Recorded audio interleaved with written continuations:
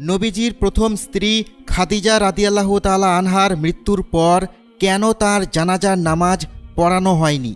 আর তখন রমজান মাস থাকা সত্ত্বেও কেন সেদিন কেউ রোজা পালন করেনি?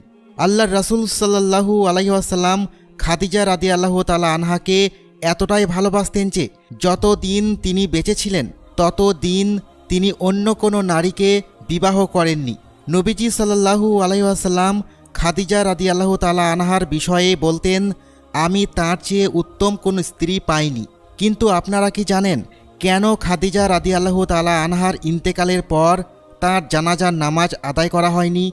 মূলত এটা এই কারণে যে খাদিজা রাদিয়াল্লাহু তাআলা আনহা যখন ইন্তেকাল করেন তখন 5 ওয়াক্ত সালাত সহ জানাজা সালাত বা অন্য কোনো সালাতের বিধান নাজিল হয়নি। ঠিক একইভাবে হজরত খাদিজা রাদিয়াল্লাহু তাআলা আনহার ইন্তেকালের দিন